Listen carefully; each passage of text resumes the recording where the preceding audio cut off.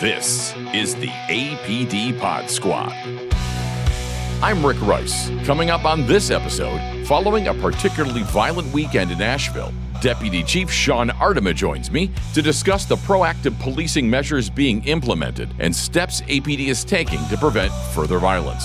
Getting to know Forensics Supervisor Kristen Norman, a North Carolina native who spent a decade in Texas with lions, tigers, and bears, oh my, before returning to the Tar Heel State. We'll also discuss her new role and the technology aiding their crime-solving efforts. Detective Adam Roach celebrates his 20th swearaversary this month as the Asheville-area native was sworn in as an APD officer on March 17th, 2006. You might recognize some of the other names from his BLET class. And from Community Engagement, Senior Police Officer Carrie with the latest on the Citizens Police Academy, Immersion Academy, and Junior Police Academy. All the academies. That's coming up on Season 2, Episode 14 of the APD Pod Squad.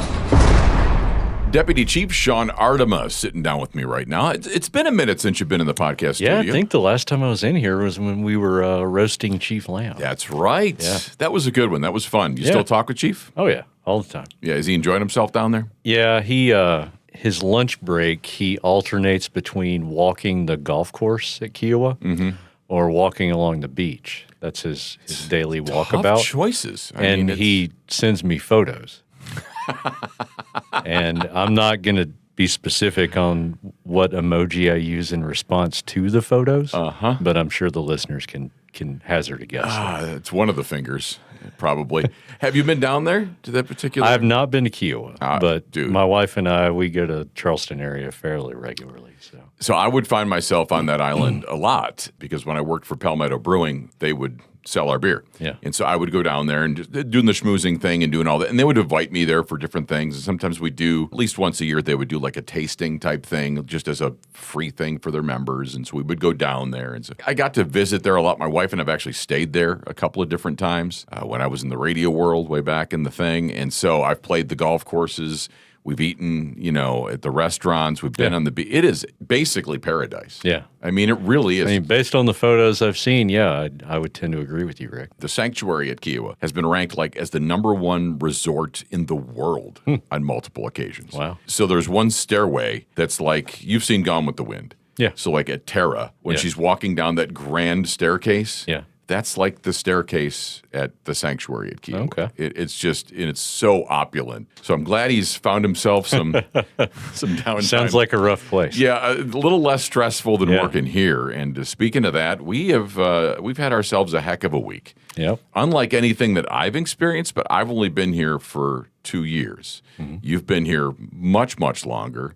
We had basically 4 consecutive days of shootings, including 2 homicides. Yes. So a devastating weekend, long weekend all around, 'cause it started on Friday and it went through to Monday. Yeah. So have you experienced anything like that, or is this one of the biggest as far as the things that happened over the period of days that it happened? That's a tough question. You sit and think. I do recall a day when I was a lieutenant in CID. I don't remember the year. I want to say 2018, 2019, maybe. We had 3 homicides in a day. Wow. 3 separate homicides. All of them unrelated, and we ended up solving all 3, which was, excellent work on the behalf of our patrol officers and detectives. But the magnitude of this past weekend was just different than that day. All of those were relatively isolated. It was just one offender, one victim. Case in point, the incident Saturday night on North Lexington Avenue. Nothing even remotely close to what that was. Right. I've responded to calls for service throughout my 27 years where multiple people were shot, but nothing back-to-back consecutively like we saw this past weekend. So the Asheville Police Department, I know this from seeing it and hearing it, as soon as something like this happens to this level, it's all hands on deck. Yeah. It's immediately all hands on deck as far as patrol and CID and everything is trying to solve and create a safe environment for the citizens. But at the executive staff level, where you are, I know that all the heads get together immediately, as well as how are the things working that we have going on behind the scenes? How can we make those better? Yeah. Can you share with us now some of those efforts? Because the public may not be aware because it's happening behind the scenes. They don't physically see it with their eyes or hear about it. And this wasn't a first thing Monday morning type thing. The executive staff was actually engaged, over the weekend. it began Friday night with the homicide in Pisgah View Apartments. Fortunately, in that case, like you said, we had excellent patrol and CID response that night. So, we trusted as a team that, that was being handled the way, the proper way, the way that we would expect. But then getting into Saturday night, we recognized that, this is a warm weekend. We need to make sure that we put some measures in place. And so, CID, our detectives worked throughout the weekend. There were some detectives that probably put in 40, 50 hours in 2 days. Backing up a little bit, though, we'd actually, because of our excellent partnership with the Housing Authority, had already formed a housing task force to respond to what data was showing us was going to be a rise in violent crime in and around Housing Authority properties. So we had already formed that task force, and they'd been in place for a week or two prior to the events of this past weekend. So we were able to take that team and pivot them to address the incidents that happened in Pisgah View immediately. And they've been working it alongside our detectives in the street crimes unit ever since. Mm-hmm. So those are just two things. Bigger picture, if you're looking at a 10,000-foot view, one of the things that we leveraged early on were our already existing partnerships with our local, state, and federal law enforcement partners. So we're talking Buncombe County Sheriff's Office. We're talking State Bureau of Investigation. We're talking the ATF and the FBI. We've been in constant contact with the district attorney and the United States attorney for the Western District of North Carolina. So, we're really fortunate to have already had those really good relationships and partnerships with those entities that we can just pick up the phone and call them as soon as this happened. And they've been boots on the ground alongside us almost from the beginning of the events of this weekend. One of the other things we've done is leveraged our community partners. So I already mentioned the Housing Authority. We have an excellent relationship with them. They very much have an interest in resident safety for people that live in their communities. Mm-hmm. And they've been excellent partners and supportive of our efforts. And they've continued to support. We've been in contact with them almost daily since this has happened. And they've made asks of us and us in turn to them. But again, it's just a matter of picking up the phone and calling those folks. They're great people. We've got some community partners. Captain Brown, for example, he had a meeting today with 3 community entities or business entities in and around downtown Asheville. Informational session to let them know, here are the facts of the events that went on downtown this past weekend. Here are the measures that we're taking to address it. And here are some ways, if you guys are willing and able, to help us move the investigation forward and to keep people safe. So, there's lots of things that are going on outside of, something you may see in the first 48 or, on a Law and Order episode. We've got a lot of partners and relationships that we had already fostered that we are leaning on very heavily, and they are stepping up and really helping us out. You mentioned warm weekend, and I know this is going to maybe come as a surprise to some people that aren't in our universe, but the seasonality of certain crimes is a real thing. Oh, yeah. There are different things that go up at different times in the year. And larcenies and shopliftings go up right before the holidays, of course. And then you have some of the fires that get set happen in the winter as people are, trying to hide somewhere and light a fire and keep themselves warm sometimes and burn a place down accidentally or something along those natures. And violent crime tends to go up as the weather gets warm and people are outside. Yeah. It's just one of those things. Yeah. And the data bears that out. And, this is not something that's unique to the city of Asheville. Mm-hmm. Like you see this nationwide. Yeah. But yeah, this past weekend was the first weekend of solidly warm weather of 2026. And, to a certain extent, we weren't surprised necessarily that there was an increase in violent crime, but the amount of violent crime in that relatively short period of time was really shocking. I think adding to the shock factor for members of the community is the fact that they happen on back-to-back-to-back-to-back days. The natural inclination maybe for some folks is to think that all of these were related when, in fact, that's not necessarily true. So there were 2 incidents that we believe are connected. There was the homicide Friday night, early Saturday morning in Pisgah View Apartments, and then there was a subsequent shooting in Pisgah View Apartments on Monday. Mm-hmm. We do believe that those 2 events are connected. The other 2 events, the shooting on North Lexington and the homicide on Patton Avenue early Monday morning, late Sunday night, those 2 do not appear to be connected to the events in Pisgah View. And maybe a version of recency bias in that things happened in 4 consecutive days, whereas had they been spread out, maybe not as much. It's shocking to us, and it's undoubtedly shocking to the public as well. We just finished a year in 2025 where our violent crime went down at a pretty large amount. Mm-hmm. So, our community is a safe community, But, when things like this past weekend happen, it causes people to question that. And so, we're sympathetic to that. I've been remiss this whole time talking and saying, not mentioning the impact that this has had on the friends, but more importantly, the family of the two people that lost their lives, but not just them, the people that were present in Pisgah View Monday night, the people that were struck by the gunfire on North Lexington Avenue. That has to be incredibly traumatic for them. And,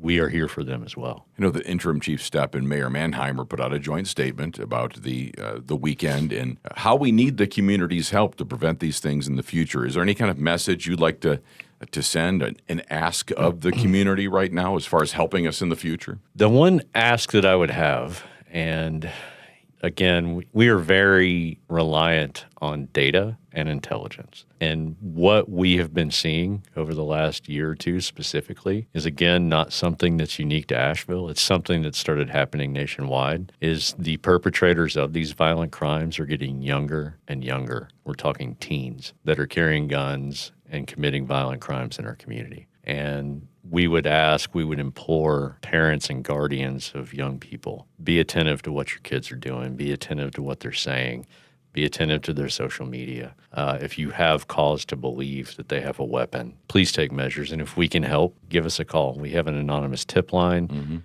We have a number of different resources that can help you with an intervention to try to stop anything. Because the last thing we want to do is have to knock on a parent's door and tell them something terrible has happened to their child. And that had to happen this weekend, unfortunately. It did.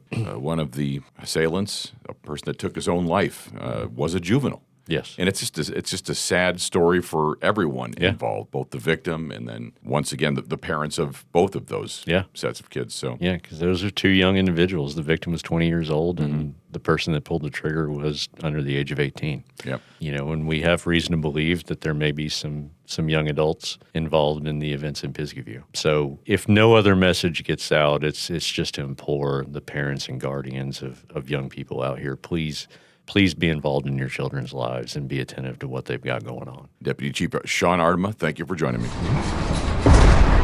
Getting to know Forensics Supervisor Kristen Norman, a new title, right? A new title. How about that? Well, thanks for joining me and sitting down. I almost said it the wrong way. I almost said Forensics Specialists, but the supervisor role is about just a few months old, right? Yeah, barely 2, I think. But you guys have all kind of worked together down there for a long time.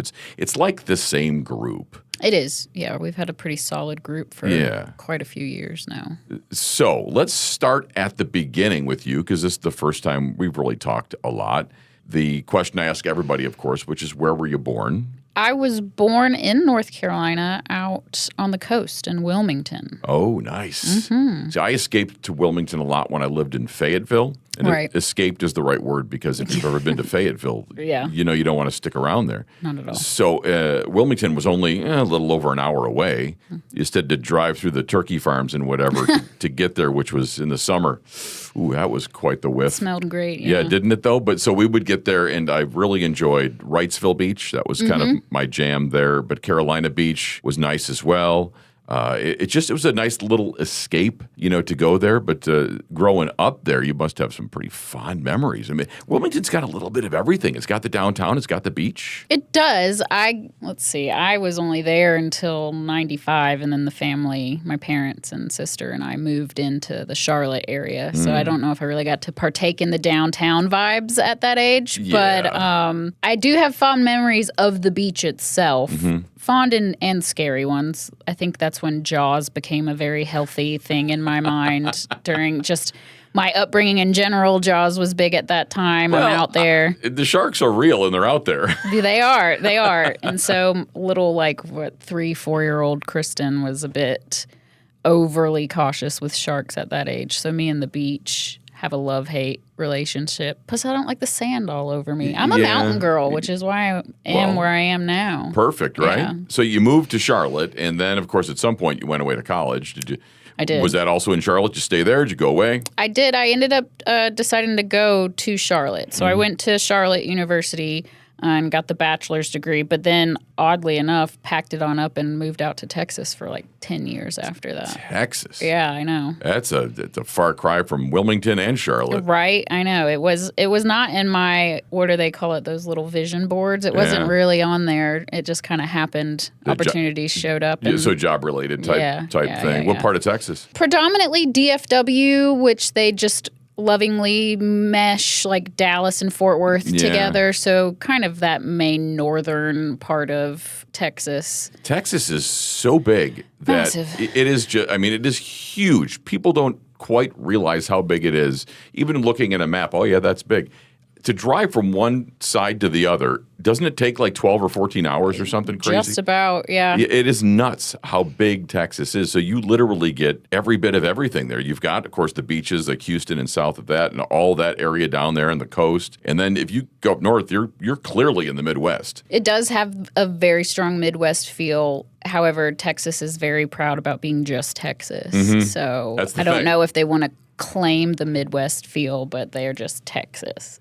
We're going to talk a little bit about TV shows and how they relate to your job in forensics. But since we're talking about Texas, have you seen Landman? Yes, some of it. Billy Bob Thornton? I'm not like all the way caught up with it, but it did pique my interest when I saw the trailers for it. So I've seen a couple episodes so far. So any thoughts on the accuracy about just the state itself and just what it looks like and what it acts like? No, it's pretty accurate so far from what I've seen. Yeah. I mean, basically it's flat and a little bumpy and then flat. Yeah. And then you have hot, hotter, or get me the heck out of here for your weather seasons. Yeah, so. My good friend just moved to Houston, and after spending 1 year there, he owns a business that has multiple locations in the United States, and he moved down there to be with somebody. And so after one summer in Houston, they now summer in Colorado. Yes. Yes. Houston is apparently just ungodly hot in the summer. Yeah, it's ridiculous. Dallas isn't any better. So I can't say that I miss it in that sense. The friends and the in-laws that are out there and things like that, I love them to death. But if I can get them to come to North Carolina for a visit, I'll go that route anytime. Kristen Norman, Forensics Supervisor, joins me now. And so what made you interested in the science, the forensics science? When did that occur? Was it later in the let's go to school and figure it out, or you always wanted to do that? It was definitely a later in life epiphany, if you will. I went to school. I've got my biology degree. That's what I went to school for, was biology. But ironically enough, it was geared and emphasized towards a environmental population control type route for like either ecology or some sort of animal related type degree, or that's how I was going to use the biology degree, which is what took me out to Texas. Okay. Because there, after I graduated, I was offered a position at the Fort Worth Zoo out in Texas. Oh. Yeah, so a little fun fact there. So ended up being a zookeeper for like 3 years out there. Okay, that's cool. I love zoos, love animals. But of course, it's not like visiting the zoo when you're working at the zoo. It's like any job. It's not what, the people get to enjoy when you're working behind the scenes. Right. Yeah, no, for sure. But I will say to date, because I've had a handful of unique jobs, the zoo probably still is the best in terms of just the most interesting and fun, because I specifically was with our carnivores, so our kitty cats. Oh, yeah. Big and small. And pumas and lions and tigers and bears. Oh, my. Yeah. And then to kind of gear it back towards like the biology area, we have a species survival program. Most of your accredited zoos do. Mm-hmm. And so I was in charge or part of the group where we were making jaguar babies. We had a male and a female jaguar. We're making sure genetics across the U.S. and whatnot. Oh, we need that male for these genes because we don't want to cross it with this female. Right, and yeah. End of the day, I get to play with little baby jaguars for a little while. They come out angry, though, so you don't get to play with them very long. Really? Yeah. Not like just regular kittens and stuff? No. They don't even have their eyes open or really any teeth, but they come out screaming and growling. And and not happy. Because do you know Chris Gentile from the Western North Carolina Nature Center? I do not. Okay. I got to know him years ago when the radio stations that I worked for did things with them. He knew that my wife was a massive fan of the kitty cats as well, right? She loved the cougars, the mountain lions, same thing. So when they were having a new one that came in from, I think it was Colorado, one or maybe even two, they were just little things. Little guys, little spotted guys. Yeah, but they weren't mean. Of course, I didn't see them at like the day they were born, but I kind of surprised her as a Christmas present. I got her to go behind the scenes before they're available to the public. Man. So she didn't get to play and touch, but she got to kind of just see they're being held by and they acted just like cats, like literal mini cats. Well, and that's kind of one of the big fun facts, if you will, that we would give at the zoo for your mountain lions, cougars, pumas, catamounts, whatever your title you want to give them. They've got many names. They are most related to the domestic cat. They don't roar, they purr. And the ones that I worked with directly at the zoo very much would bond with their primary keeper. And so they'll come and they want attention. They want affection from their primary keepers. So they are mostly like the house kitties. Speaking of adorable, I found this in my phone the other day. Let me show you this. Oh, my goodness. Is that the red wolf? Yes. Because we've got that set up here in North Carolina, and I worked with the red wolves in Texas. So I was able to, you can see I'm holding him and playing him. He just acted like a dog. Like a little pup. That was like the coolest thing, and I'm so glad I got a chance to do that. I'm like, he's just licking my face. I'm like, part of like, okay, he's gonna bite my head off, but I'm like, nah, he's just acting like he was just a little pup. He's just a little guy, and it was so much fun that I'm so glad that I got to do that. Eventually, he'll become like 100 and something pound, whatever, and then you don't want to go too near him. But at that point, that was just super cool. I was trying to see. I'm sure you've got thousands of photos of got so many pictures of so with many the animals things. and stuff. I was trying to see if I could, not to try and one up you here. Well, but, no, it wouldn't be difficult considering what your role was. Right. So I just happened to have one, and I just wanted kind of a little bit of a humble brag there that I got to play with it. This is about the age where we have to stop being hands-on. Oh, my. Look at the baby jaguar. So that's like that's the size of a house cat at that point. It's probably what, 10 pounds maybe, if that. And he's just sitting there on your legs. Right about then, his claws are starting to get longer. Claws and teeth, and then we start going hands off at that point. So That's it's an awesome photo, though. It's a that's great. Short span, but then when they're old enough to go out on exhibit, oh my. They usually draw in. Pretty, though. They're gorgeous. And I'll tell you, having worked with so many different cats in the zoo world, the jaguars, doesn't matter if you are the keeper of one its whole life, it never trusts you. And if you turn your back to it, it will eat you at any. That's just their thing? That's just their thing. That's so cute. Lion keepers can get to where they have a relationship. You see your cheetahs, all the handlers walk around like with the cheetahs on leashes, and they're like big cuddly things. Not your jaguars. So you'll be the one to settle the argument because you hear people say jaguar or jaguar. Jaguar. I probably say jaguar. I mean, you look at the spelling and you'd think it'd be jaguar. Right? UAR. But so I've heard people literally say it like it's a wire, like a jaguar. I probably do pronounce it that way when not thinking about it. Is it one of those? I guess it just either one's fine? Either one's fine. Okay. I've heard it said numerous ways from many different people in the zoo world, so I don't really know what the correct one is. Well, so either way, though, way different than what you're doing now. Right. I mean, so what happened there? What was the transition? So oddly enough, you have to be wildly educated and come with all of these recommendations to work in zoos like this that are competitive, and especially in that line of work for when you're doing species survivals to keep the numbers up. It doesn't pay well. Shocking, I know. Think when I started, I started and I was maxed out at like $12.50 an hour. And mind you, I had just left college, left all the family from North Carolina. So totally out on my own, just up and move out to Texas, be like, we'll figure it out. All the bills, all the things, all the things, all the second jobs after the full time. And then it got to a point where I was like, I I put too much work and effort into this bio degree and definitely enough student loans and stuff. Yeah. I'm going to need a little bit more of a return on this. So I had a similar thing going on with radio. I think some people assumed you're on the radio. You're almost a mini celebrity. You're what you are. You must make a lot of money. right. I don't know how to tell you this. Let me set you down. It's absolutely not true. My first radio job, although it was years ago, I was making $1,000 a month. I was making $12,000 a year. I mean, the year was 1991, but still, $12,000 is only $12,000. Right. That's it. That is it. I mean, I climbed up at some point to making a little more than that, but there was once again the second jobs, the third jobs. And I think the similarity there is, I think in jobs where there's people that do it because of the passion for it,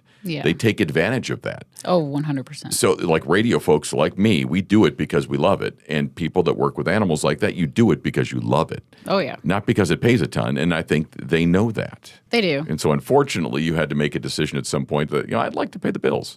Yeah, it basically came down to that in a nutshell. And I hate that because it just sounds so womp womp. But it's life. I got to figure out how to pay the basic necessities. So branched out a bit in Texas, and by that time I had made some new friends. I had new experiences, exposure to stuff, and I ended up over with the city of Irving. I essentially ended up wearing a lot of hats with the city of Irving, and I liked it. Kept me busy, kept me go, which I was much younger then, so that was fine. But I worked as at first, just supervisor over their animal service unit. Okay. Made sense. Natural transition. Right. And that's kind of where I slowly started getting a taste of like enforcement in general. And I was like, okay, best of both worlds here. I can work with animals and kind of also get people in trouble when they don't do things right. But in Texas, they've got all sorts of wildlife of their own out there. And so I ended up transitioning into becoming their cruelty investigator. So I kind of pivoted to their CID department. Right. And would start working as a cruelty investigator, went to all the schools and the trainings. Also was then the liaison for our game warden in our region. So then I was wildlife officer too. So I'm dealing with the coyotes, the bobcats, the wild boar is rampant out there in Texas. So I ended up doing a little bit of everything. And then they were like, hey, we need somebody to be the rabies coordinator for this region over here because the coyotes, the bats, the raccoons are big out there with being a rabies vector. Yeah. So then I'm doing all that. So the more I work cruelty cases, the more I'm exposed to the law enforcement side of things, the more I'm going into court proceedings and testifying, and I'm being shown how to create my own warrants and this, that, and the other. And it just kind of grew from there. When I started doing more of that cruelty investigator work and doing more scene work, going to locations, unfortunately, a lot of dog fighting, cockfighting in my area. Yeah. So working a lot of those scenes, which inevitably gets you working with your DEA drug guys or ATF guys, because with cockfighting and dogfighting comes betting and gambling and drugs and weapons and this, that, and the other. So I just kind of got a taste for all of that. And I was like, I think I like this whole law enforcement thing. Explore that a little bit. Exploring like investigative stuff, because my nerdy science side is really liking this, getting on scene and digging around and putting pieces together. So I bit the bullet, went through the police academy out in Texas, went and was doing the sworn officer thing for a while, trying to move my way at that time, eventually trying to get into like the CID crime scene world. A lot of your bigger, well-off agencies at that time in Texas, your crime scene folks were sworn. So I was like, well, I'll go be sworn for a bit, put my time in, try and get over there. Yeah. Before that could happen, good old COVID hit. I had some deaths in the family, some sickness in the family. I really needed to be back home. I felt like I needed to be there to help out and just be more present. So I made the difficult choice of having to leave and then kind of just started all back over when I moved back here. Okay. So I also changed careers because of COVID, too. Yeah. I was running a brewery down in Charleston. Oh. And so nice. I was radio, then brewery, then back on the radio, and now here. Right. Zookeeper gone, animal services to wildlife officer to cruelty investigator I don't to think police officer. It's not that weird anymore, though, I don't think, for people. There's not a whole lot of people anymore, I think, that go into one like career path and just stay in that straight line.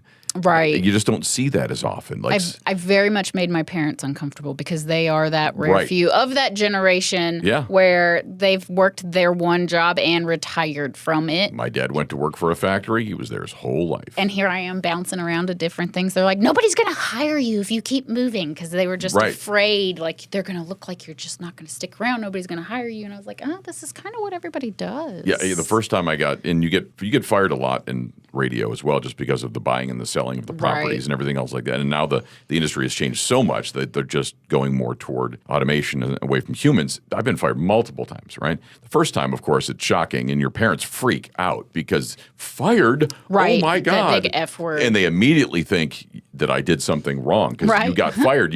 And my dad, well, you must have done something. And I'm like, no, Dad. I go, I'm not lying. I didn't. I go, they fired everybody. Right. I go, the whole staff was fired. I go, what? Everyone? How do you do that? And so he goes, that generation, it doesn't work that way. No. And so, but with ours, we move around a little different. It's just, so after a while, you get used to losing your job and getting new ones, and it's no longer a real uncomfortable thing. And then trying new things is not that uncomfortable either. It's almost invigorating. Having to all of a sudden go from, because I was a supervisory position in Texas. They put some of the officers under me, and just being your own investigator and all of this stuff, I had kind of worked my way up the chain, if you will, out there. Mm-hmm. To then come back here, and first off, when I came back to North Carolina, mind you, most of my like adulthood and growing up was done in Texas after college, and I was out there for like a solid 10 years. Met my fiance, all of that stuff out there, and so then I come back here, and I'm like, law enforcement gets paid what? Because it is nothing compared to a lot of states. North Carolina, we're kind of down here with what they paid the law enforcement at that time when I came back. Yeah. I know it's improved some, but I was like, ooh, I was already like feeling like I wasn't really getting paid enough getting shot at almost every day near Dallas when I was a cop, and now I'm coming out here and it's basically like half what I was I making. think the public sector jobs in general in the Carolinas and some of the deep South, they call them the Alabamas and whatnot, teachers. Yeah, they're teachers just lower in general than some other places. But then again, cost of living is also a little bit lower than some other places.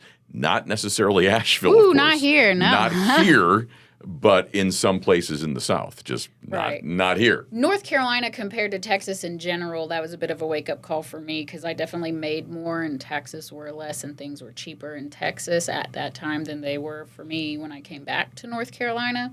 So that was a bit of a shock for me too. But, I mean, it's worked out. I set my own personal goal to ideally be back in a leadership role. I like it. I like being helpful. I like being the person's go-to, and if I can't find the answer, I'll find the answer for you. I enjoy the teaching and training aspect of stuff and just kind of helping plan and organize and keep the ball rolling. So I was like, well, let's give it a go and try. And it was a little bit of a shift going sworn, civilian to sworn to civilian, and the responsibilities changing a bit, your focus changing a bit. I can't say you forget everything that you've learned when you're an officer, even if you're not actively a sworn officer anymore. So that was an interesting transition, but I'm happy. I'm in a good spot. So yeah, it worked out in the end, which is nice.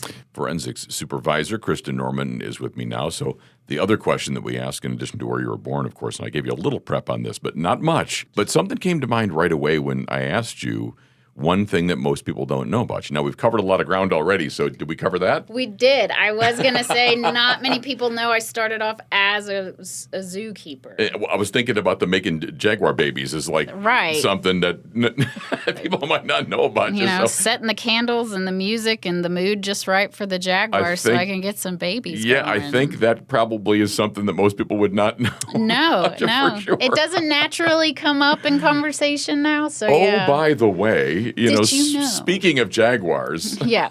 What they really need to get in the mood is dun, dun, dun. Dun, dun, dun. Yeah. Let's talk about the forensics side of the world because people watch the TV shows, right?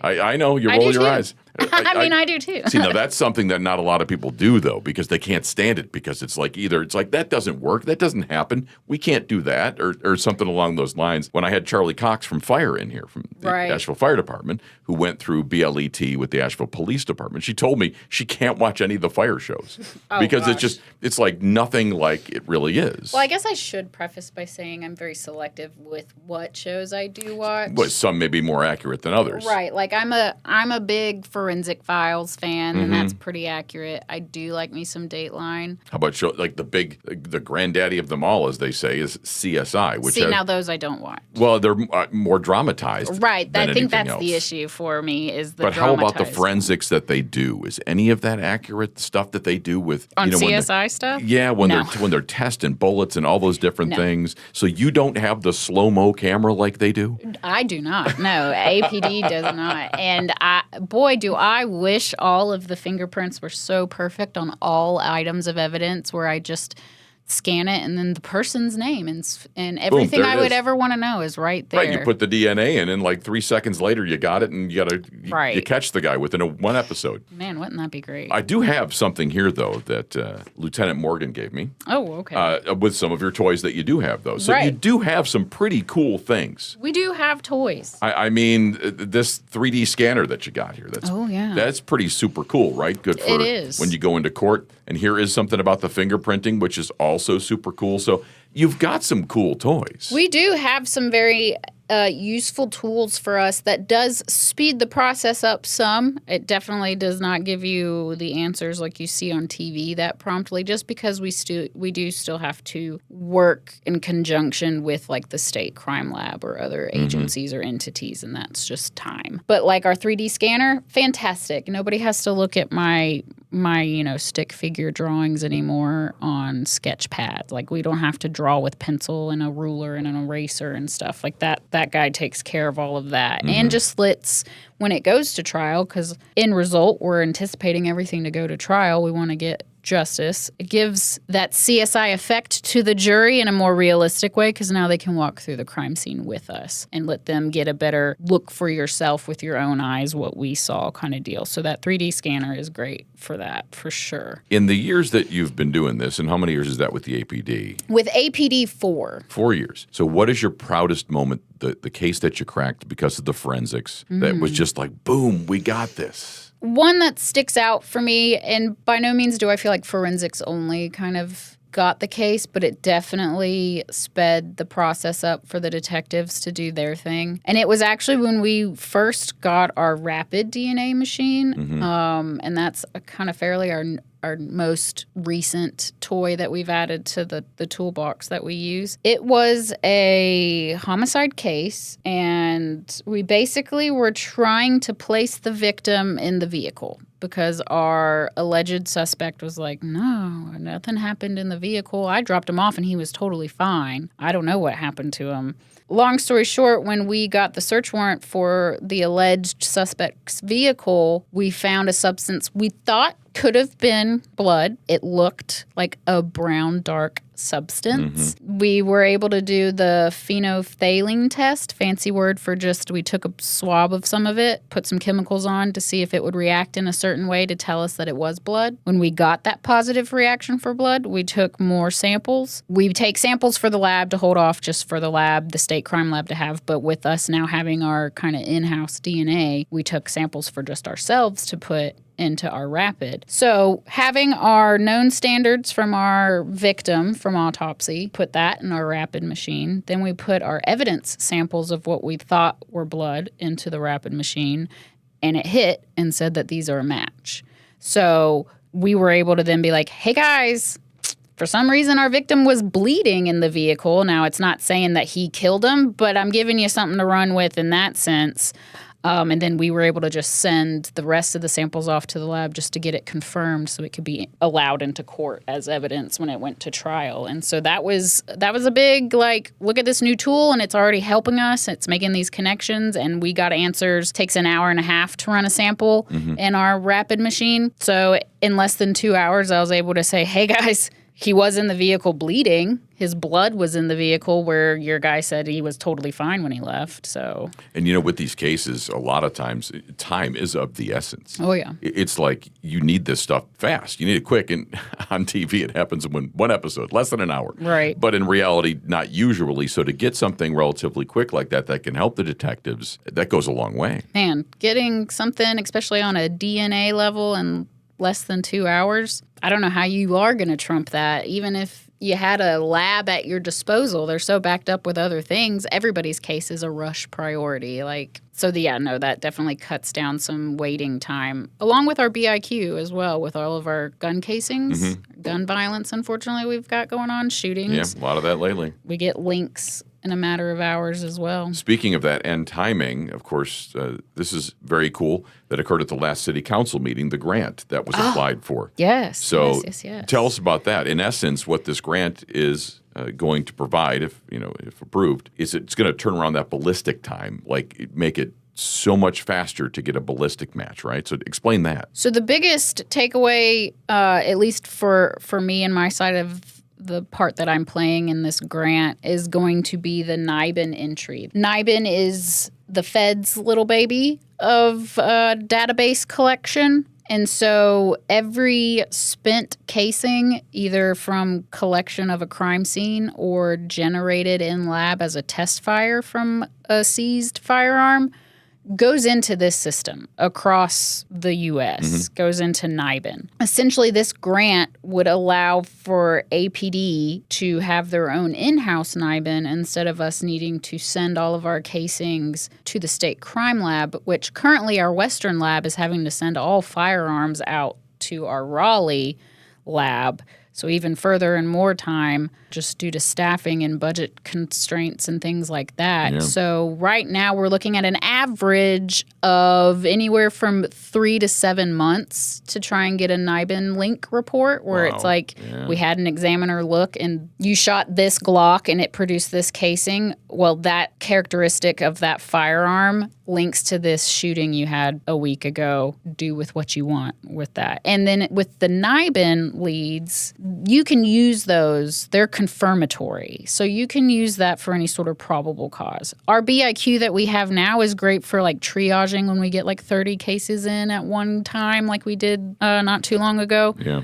We can triage it out and send the one casing to the lab and be like, this is the best one recommended for NIBIN. And it'll give us our preliminary links that aren't confirmatory, but it at least gives the detectives a lead to work on at the time. So we've taken steps to try and cut down that turnaround time, but if we could get NIBIN in-house where I can run it through BIQ, this is my best casing, and then I'm going to turn around and put it into NIBIN, and now we're having the confirmatory federal report saying this links to this in a matter of hours instead of 3 to 7 months. I mean, that's crazy. This could be a big deal. Big deal, yeah. I mean, that'll be a big game changer. 100%. Side note, confirmatory should also be one of the rooms in the game clue. It should. In the confirmatory. Professor Plum could have done it with the rope in the confirmatory. Yes, that does sound like that. It does, doesn't it? But what kind of room would that be? You tell me. Confirmatory. A lab, I would guess, right? It does kind of sound more like a lab. Yeah. Who has a lab in their house? Well, congratulations on the supervisor position. Thank you very much. I think they chose the right person. I think you'll be a great leader in that department. You've seen a lot of different things, and I think that helps sometimes. Coming from different areas and working in different capacities. I mean, everything from zoology to, policing and all those different things. It all lends itself to knowledge. Knowledge is power. I agree 100%. So, never stop learning. Seen a lot of things. Done a lot of things. Well, thanks for chatting with me. No, thank you. Kristen Norman, Forensics Supervisor. Appreciate you. Yeah. Getting to know Detective Adam Roach. Thanks for joining me. Well, thanks for having me. I have right here a copy, you can see it, of the APD Informant. It's a little newsletter of sorts that your captain, Captain Joe Silberman puts out, or used to at least. And this particular one was Mustache March 2024. And it's got a picture of now retired Chief Lamb with his mustache. Featured mustaches throughout the whole thing. But one thing I noticed under swearaversaries was Adam Roach, 3/17/2006, which makes this month and right about now your 20th swearaversary. 20 years. So 20 years of being a sworn officer. Yeah. And your fellow classmates that also swore in there, current interim chief Jackie Stepp, Yeah. Brian Griffin, and Charles Wells, Yep. fellow detective. Yeah. That's kind of the who's who of the APD right there. Some A-listers. So that was your class. Yep. That was the class. And that was an internal APD BLET, right? It was the first one. It was 0105. Yeah. Yeah, it was the first one. So it was kind of interesting to go through that. You know, it was quite different. A lot of people were, at the time, the old guys, you know, they all thought it was a little odd, you know, because they did it differently. They all went to AB Tech. Mm-hmm. And we did too for some schooling, but we did a lot of in-house stuff. So it was a lot different. But, you know, once you get on the road and you get through the FTO process and stuff and they see how you turn out, they all end up saying, oh, he's all right. And we had our internal academy 4 years, and I think it was, 14 or 15 that I think they stopped doing it around then. And now we've gone back to it. Yeah, somewhere in there. And we've had some pretty big classes, too. We've had just had a class of 20 graduate. That was the first of the new, the revitalized in-house academy. Now there's 10 going through currently. And we're hoping for another large class, which will start, I think, in August. Okay. Which will be the next one. So as we get larger numbers, I mean, that's good for everybody. Yeah, that's great. But when you were here, when you were going through BLET, we were a full department. Yeah. You know, there wasn't these big gaps of, you know, we need 50 officers, we need 100 officers. They may have been short, but I remember there were quite a few people applying, and they were selective. I didn't think I was going to get in. Somehow I skated right in. So where were you born, Adam? I was born and raised here in Asheville. Oh, so a local. Yeah. A real local. Yeah. That's a rare breed right there. Oh, yeah. There's not too many. So which high school did you go to? I went to North Buncombe High School. Okay. Yeah, we lived in North Asheville, and we started out in Weaverville, went to high school to North Buncombe, and so when we moved back to North Asheville, I stayed there. So what made you want to be a law enforcement officer? Was that something early in life, or did you go to college and kind of figure things out? To be honest with you, my brother started, he did it, so I took an interest in it and thought, well, you know, if he can do it, I can do it. That's kind of how it happened. I had a couple of guys that would come in when I worked in the engineering department for the city. You know, they were part of the police department then, and so they encouraged me to put in because I already had a degree by that point. Mm-hmm. Where'd you go to college? I went to AB Tech. AB Tech? Mm-hmm. That's where my wife went. Okay. Yeah. So, yeah. But you didn't go to the law enforcement academy, which is interesting. So you went to AB Tech as a school, right? And then into the in-house academy to be BLET. And at the time that I went to AB Tech, that was where people were going, was just for BLET through AB Tech at AB Tech. So, you know, the in-house stuff was all new, you know, very new. So when I saw this was your 20th sweariversary, and I went to Captain Silberman just to ask him, I go, yeah, I saw that Detective Roach is having his 20th sweariversary. Would he be good for the podcast? And he thought about it for a second. He goes, yeah, he's got a cool story. So what do you suppose he means by that? I have no idea. We're going to have to ask him. What do you mean that Adam's got a cool story? Yeah. Okay, well, what's your story? Let's find out if it's cool. I don't have much of a story. I've been here for 20 years working, sworn for 20 years. I've been at the PD for a little over 20 years. Yeah. We started in 05, but that's about it. I think you're hiding something. Oh, I have stories, but I just don't know what one he's talking about. Yeah, well, you never know with Joe, do you, really, quite frankly? No. How long have you been a detective? I've been a detective since 2018. All right. Yeah. That's a good amount of time then. Yeah. Coming up on 8 years for that, I guess, right? So, yeah. And I'm guessing it is one of those things. I mean, you always learn on the job about all kinds of things. As a detective, though, I'm guessing the longer you're on the job, the more kind of things you notice, how to develop a case, so longevity, I would think, would certainly land at to a success rate, wouldn't it? Yeah, for sure. Having the experience of patrol certainly helped because, you have a lot of interaction with people. You spend years on the road and you have a lot of good interaction with people, and you get to understand like people's quirks, and you get to learn your gut feelings and, using that intuition to your advantage as long as you can articulate, especially in investigations. You get a notion about somebody, then you kind of you work on that to see where it takes you. I know you're working on one right now. Your whole department's working on one or more because of the weekend that we recently had. Yeah. One of the busier weekends, and I don't know if we've ever had one that was quite like that before with the amount of things that occurred in 4 days. Yeah. But you're working on one of those cases right now. How many cases do you have at any given time? Is it just one that you hyper-focus on, or are you working on multiple? Well, in major case, yes, in the sense of major case, because we work violent crimes and homicides. And so, yes, in that sense, you will, focus on one case for a period of time, but you have to manage your time and work on all your cases a little bit here and there. But if you're in general assignment, you're going to be working a lot of cases and having your hands in a lot of stuff at all times. But major cases, a little bit slower, but then when, a situation like, say, this weekend happened, is a whole lot faster, and so you got to pick up the pace and start working. I've seen the progress you've made on the case you're working on from Lexington Avenue, the people that it's highly publicized, the shooting that occurred down there outside an establishment. I've seen the progress that you have made throughout the week as the whiteboard with the people of that are involved in that. Right. There's names, there's nicknames. You're trying to find out who is this person, how are they connected to this person, and how did this occur? And it's been interesting to watch the process.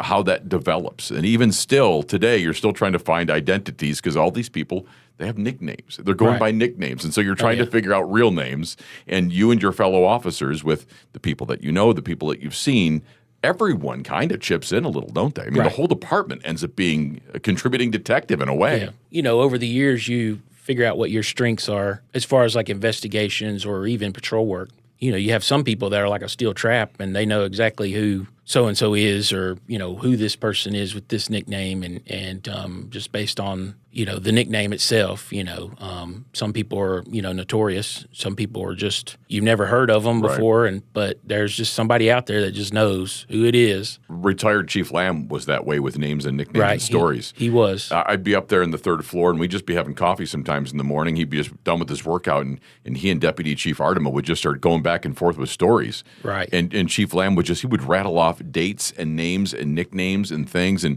he just had a memory for those things. I remember him being very good at that. And I know a couple of cases I had when I first went into major case that were some shootings, and I remember him sending me some emails or seeing me in passing saying, hey, I know who you're talking about, and this is who it is, and so it was kind of neat because I knew that from patrol, my time on patrol. I knew that about him because there's other people within a department that are like that can really remember people, and I'm good with faces. I'm not good with names, and so that's helpful.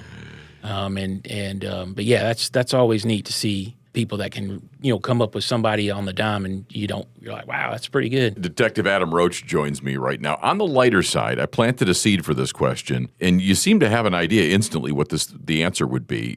And the question is, what's one thing that most people don't know about you personally? A lot of people don't know, but I worked for the city years before I came to the PD. I actually worked for the city as a summer youth when I was 15. I worked in the public works department in the sign shop. I painted roads and put signs up on the side of the road. Is that right? Yeah, I did that a couple of summers as a summer youth. And then I worked as an intern for the engineering department while I was going through school, and then full-time as a signal technician for the engineering department, the traffic engineering department. And I did that for about 4 years before I came to the PD. So does that work for the city count towards your retirement? I hope so. I'm like, okay, that adds some years to it. The Doesn't full it? time part for sure. Yeah, but the full time. Yeah, not the part time. I don't think that adds to it. Well, but still, that helps you along a oh, little bit, yeah, I would yeah. think, right? Yeah. See, no, I thought you were going to mention your Hot Wheels that I saw. Oh, in my your- Hot Wheels. in your cubicle.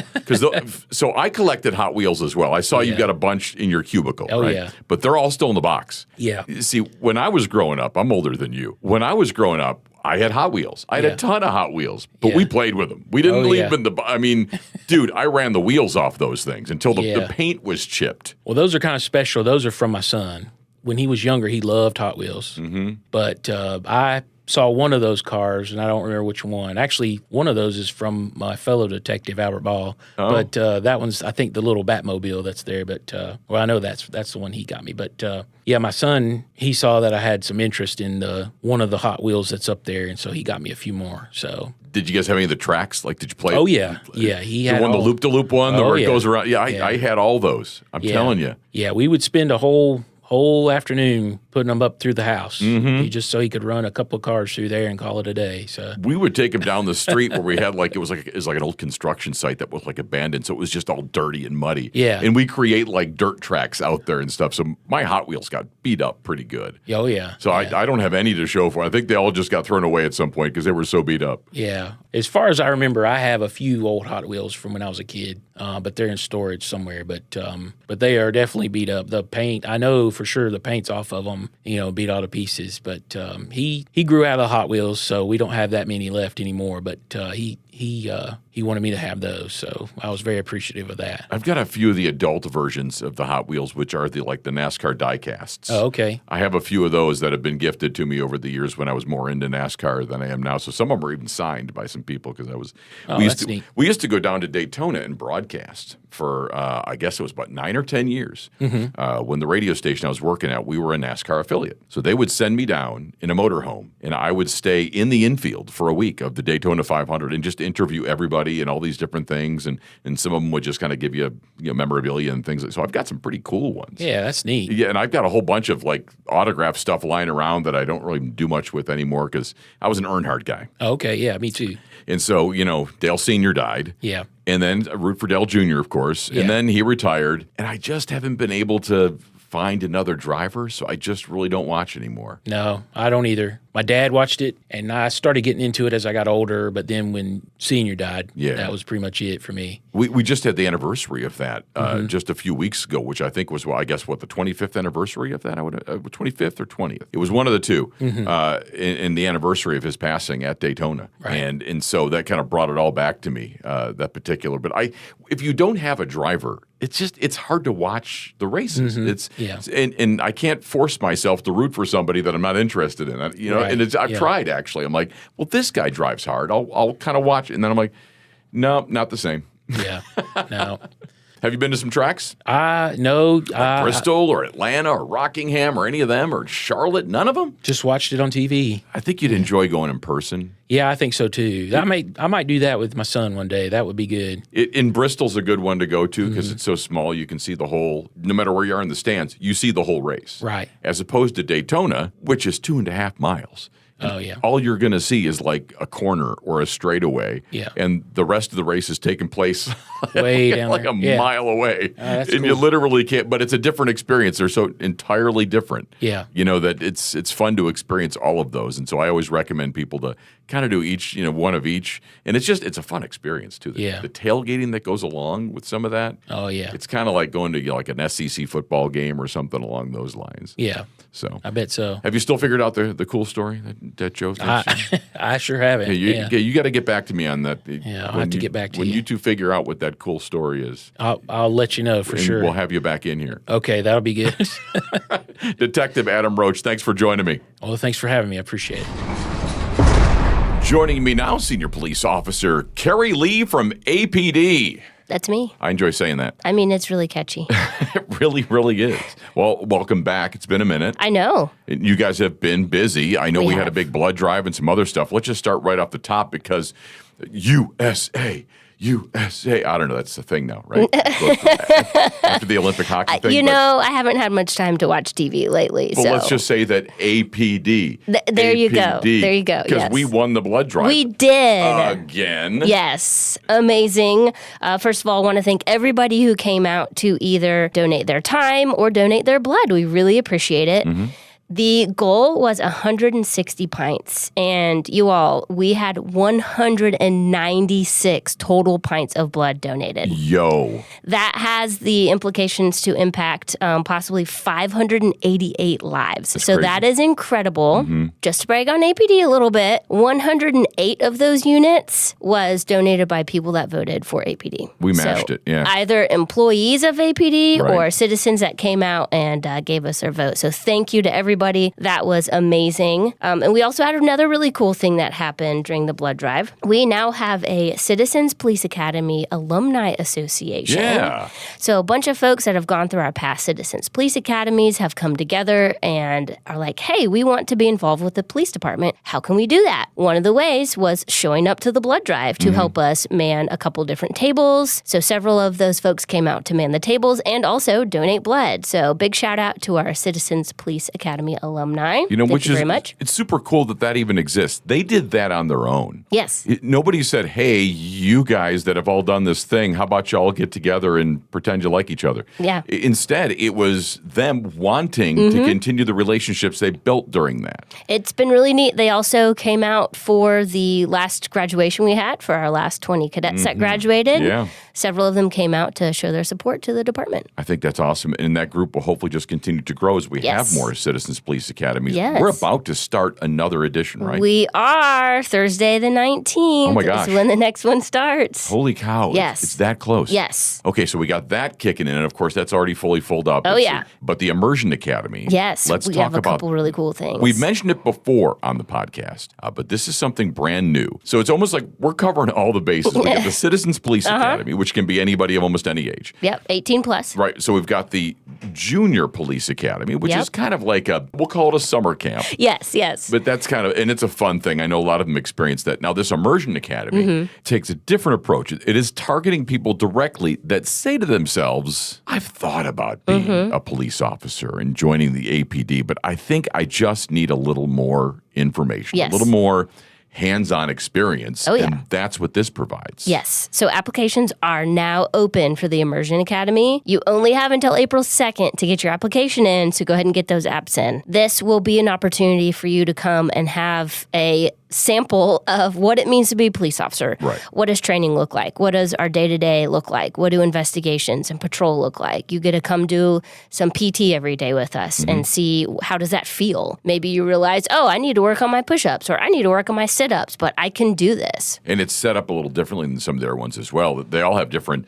formats. For example, a CPA is once a week for 10 weeks. Yep. The Junior Police Academy is Yep. 1 week. I think it's 1 week. It's also 1 week. And so this Immersion Academy is only, 3 or 4 days? It's still a week-long program. Okay, it's 1 week. Okay. Yep, but we're going to pack a whole lot into it. Yeah. You literally are going to get to touch and feel and see everything, at least parts of everything that the APD officers do on a daily basis and get a good idea what it might be for you. Yes. So that's pretty awesome. Do you have the link? What's the best way? Just to Google Immersion Academy APD? Yep, just Google Asheville PD Immersion Academy. You will find that. Okay, so as part of the Community Engagement Division, you guys are always out and about. What do we have coming up that the public can look forward to? We will have lots of stuff coming up in April and beyond. March is a little bit quieter for us, so we're just kind of dealing with a few in-house things and continuing to prepare for the Immersion Academy and the Junior Police Academy. Yeah, I mean, we're coming off a busy time of the year, of course, coming out of the holidays, the start of the year, and then getting the CPA started, getting the Immersion Academy started. So it's a good time to kind of take a breath, gather yourself, and get ready to get some more things on the calendar that people enjoy.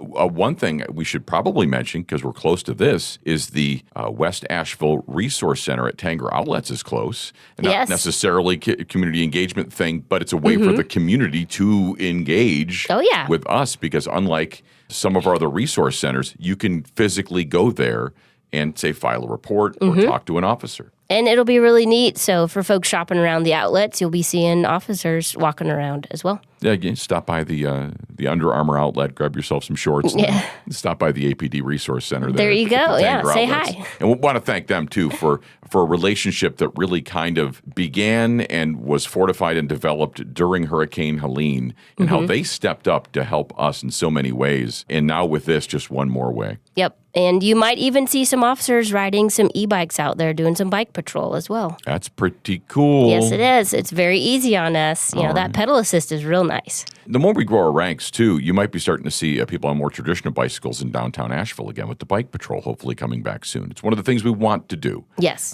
And of course, more officers on the streets is better for everybody. You could continue to develop those relationships with the community. And you'll be seeing us as community engagement. Everybody in our unit is certified on bike patrol, so I made sure I got my bike uniform out the other day. I know temperatures are supposed to be a little cold for a while, but I'm ready to ride. They've been warm the last couple of days. Yes. Oh, it gives you a little taste.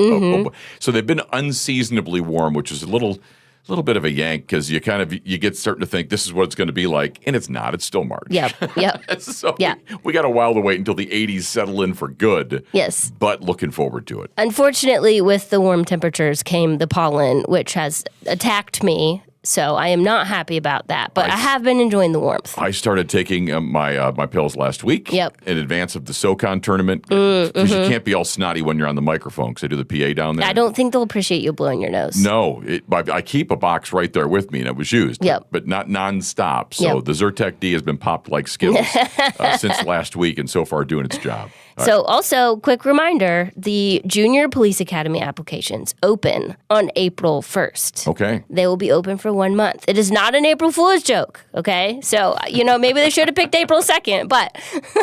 Wait a minute. Is that... No, it's real. So, yes, April 1st through May 1st, the Junior Police Academy applications will be open. So if you know of a 14 to 18-year-old who is interested, tell them to keep their eye out on our social media and get an application in because they will go quick. I know the Bomb Squad Day is always very popular. Oh, yeah.